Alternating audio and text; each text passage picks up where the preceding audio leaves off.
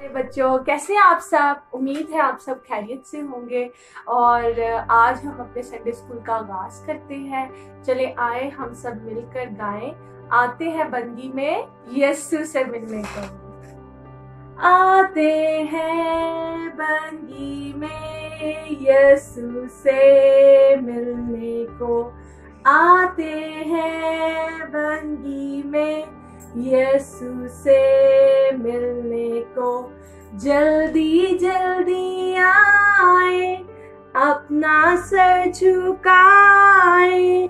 जल्दी जल्दी आए, अपना सर झुकाए। अदब से बैठेंगे यीशु से मिलने को। अदब से बैठेंगे यीशु से मिलने को। आमीन। ए कुदूस मेहरबान जिंदा आसमानी जलाली खुदा, हम दिल और दिल की गहराइयों से तेरे शुक्रगुजार हैं इस वक्त, इस लम्हा, इस घड़ी के लिए जो तूने हमारी जिंदगी में बख्शा, ताकि हम तेरे हुजूर आए, तेरे नाम को इज्जत और जलाल दें। तेरी शुक्रगुजारी करते हैं कि खुदावंद इन मुश्किल हालात में भी तू हमारे साथ है, तू हमें संभाले हुए है, इन सब बच्चों के साथ है खुदावंद जो देख रहे हैं। तेरा शुक्र करते हैं खुदावंद खुदा, तुम हम सबको अपनी पनाह में, अपनी हिफाजत में ले। और खुदावंद खुदा, जो कुछ भी आज हम सीखे वो तेरे जलाल का बाइस हो। खुदावंद तेरा शुक्र, तेरे नाम की तारीफ हो। मसीह यीशु के जिंदा और जलाली नाम में दुआ मांगते हैं, आमीन। हाँ जी, तो बच्चों, जैसे कि आजकल हालात चल रहे हैं, हर कोई जो है टेंस हो जाता है या हम बोरियत भी महसूस करते हैं। लेकिन एक बात जो मैं आज आपको कहना चाहूंगी, अगर मसीह की मोहब्बत हमारे दिल में है तो हम खुश रह सकते हैं। कलाम में लिखा है कि हर वक्त खुश रहो, फिर कहता हूँ खुश रहो। पलूस रसूल ने ये बात हम मसीहियों के लिए ही रखी है, ताकि हम हर वक्त खुश रहे, चाहे मुश्किल हालात जैसे मर्जी आए। लेकिन ये हमें याद रखना चाहिए कि हर हालत में मसीह हमारे साथ है। तो इसी तरह हम गीत गाएंगे, God is so good. God is so good, खुदावंद भला है, वो चाहे जैसे भी हालात हो वो हर वक्त हमारे साथ रहा, साथ है और साथ रहेगा। 1, 2, 3, step. God is so good. God is so good.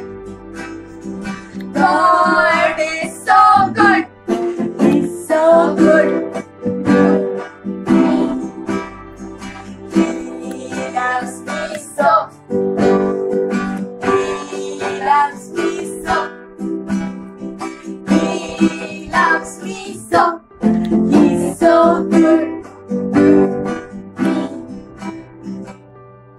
हाँ जी, तो बच्चों, अब हमने जैसे वर्शिप भी कर ली और मजे मजे की बातें की भी सीख ली, तो अब वक्त है स्टोरी सीखने का। तो स्टोरी सुनाने के लिए हम आज बहुत ही खास टीचर को दावत देते हैं और वो है मिस हुमा मिराज। तो आए भरपूर तालियों में उन्हें वेलकम करते हैं। प्यारे बच्चों, कैसे हैं आप सब? उम्मीद करते हैं आप सब ठीक होंगे। और कैसा गुजरा आप लोगों का ईस्टर? और उम्मीद करते हैं वो भी बहुत बहुत बहुत अच्छा गुजरा होगा, क्योंकि ये दिन वो दिन है जिस दिन मेरे और आपके मसीहा ने कब्र पर और मौत पर फतह पाई। और ना सिर्फ वो खुद फतहमंद ठहरा, बल्कि उसने मुझे और आपको भी फतहमंद ठहराया। और जब हम इस दिन को सेलिब्रेट करते हैं तो हम इस बात का, ईमान का इकरार करते हैं कि जिस तरह यीशु मसीह मुर्दों में से जिंदा हुआ, जब मैं और आप उस पर ईमान लाते हैं तो हम उसके साथ इसी तरह जलाए जाते हैं और हमेशा की जिंदगी के वारिस बन जाते हैं। तो प्यारे बच्चों, आज हम बाइबल मुकद्दस में से जो स्टोरी सीखने वाले हैं वो भी कुछ इस तरह ही की है कि कैसे उसने और उसके घराने ने जब खुदा पर ईमान लाया तो वो क्या हुआ, महफूज हुआ। तो यकीनन आप लोग समझ गए होंगे आज हम किसके बारे में बात कर रहे हैं। हम बात कर रहे हैं नूह नबी के बारे में। इससे पहले कि हम मजीद सीखें तो हम बाइबल मुकद्दस में से पहले आयत पढ़ेंगे और उसके बाद हम मुकम्मल कहानी सीखेंगे। पैदाइश की किताब है, उसका 6ठा बाब और उसकी 5वीं और 6ठी आयत। खुदावंद के कलाम में लिखा है, और खुदावंद ने देखा कि जमीन पर इंसान की बदी बहुत बढ़ गई और उसके दिल के तसव्वुर और ख्याल सदा बुरे ही होती हैं। तब खुदावंद जमीन पर इंसान को पैदा करने से मालूल हुआ और दिल में गम किया। खुदावंद के पाक कलाम का पढ़ा जाना हम सब के लिए बाइस बरकत हो। खुदावंद का शुक्र। तो जी प्यारे बच्चों, आज हम नूह नबी के बारे में सीखेंगे। नूह मर्दे रास्तबाज और अपने जमाने के लोगों में बेऐब था और वो खुदा के साथ साथ चलता था और खुदा की नजर में मकबूल हुआ। जब सारी जमीन पर बदी थी और लोग एक दूसरे का कत्ल कर रहे थे, लोग एक दूसरे से लड़ाई झगड़ा करते थे, उनके ख्याल सरासर गुनाह की तरफ थे, तो फिर खुदा ने ये सब कुछ देखा। तो फिर खुदा बच्चों उदास हो गया और खुदा ने सोचा मैंने ये दुनिया क्यों बनाई, और खुदा ने फिर फैसला किया कि मैं इस जमीन पर इंसानों को, खुदा ने कहा मैं इंसानों को, जानवरों को और परिंदों को हलाक कर दूंगा। और इस बड़े मिशन के लिए, इस बड़े काम के लिए खुदा ने नूह नबी का इंतखाब किया। खुदा ने नूह को एक काम करने के लिए कहा। खुदा ने कहा कि तू एक कश्ती बनाना और उस कश्ती की लंबाई 300 हाथ, उसकी चौड़ाई 50 हाथ और उसकी ऊंचाई 30 हाथ हो। और खुदा ने उसको कहा कि कश्ती के अंदर और बाहर राल भी लगाना। राल एक तरह की गूंद है।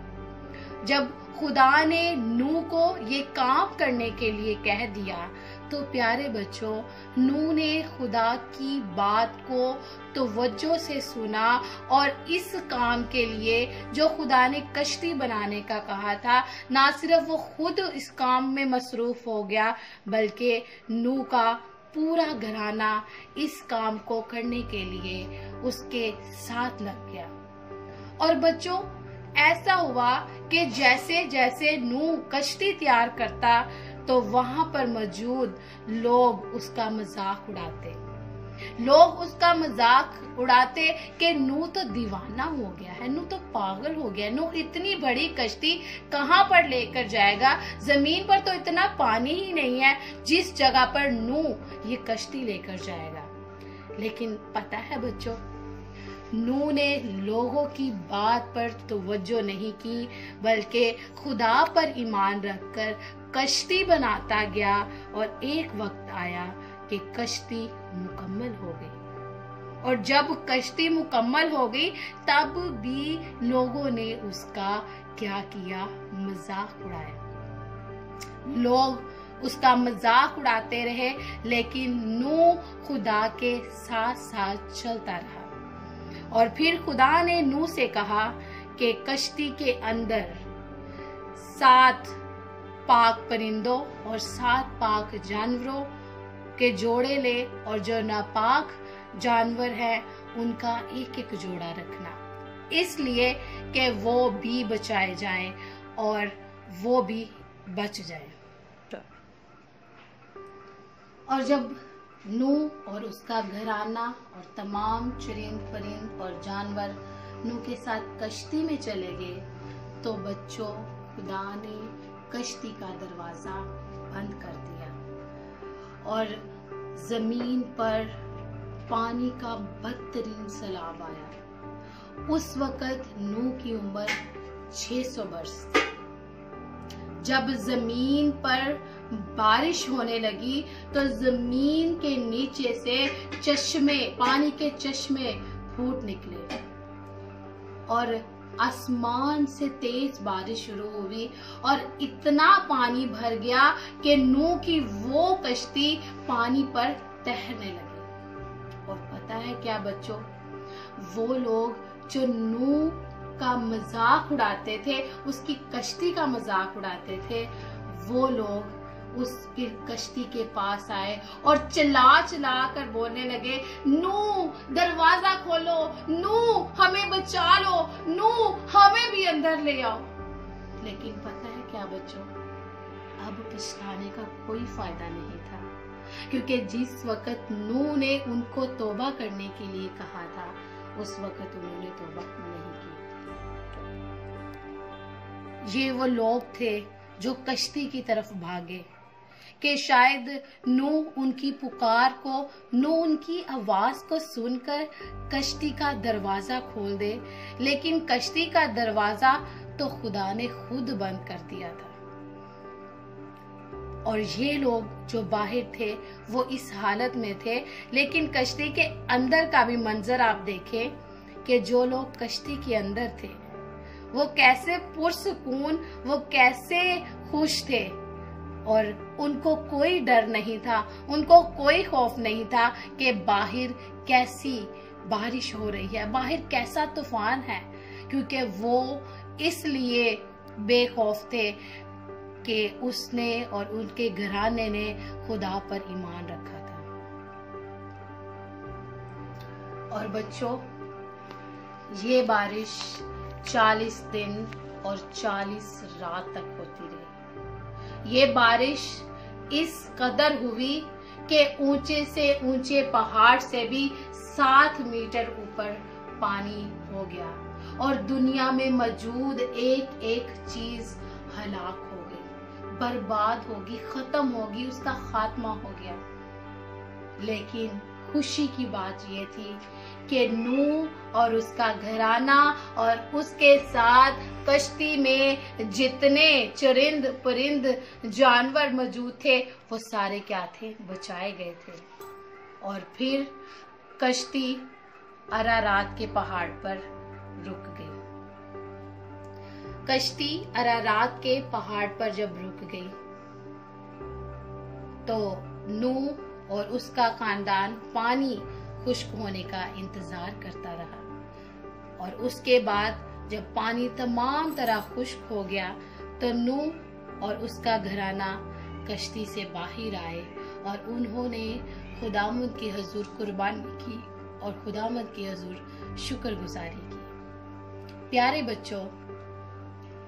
बच्चों, ये नूह और उसका घराना था कि कैसे उन्होंने खुदा पर ईमान लाए, कैसे वो बदी से दूर रहे और कैसे जब खुदा के कहने पर वो कश्ती में गए तो महफूज हो गए।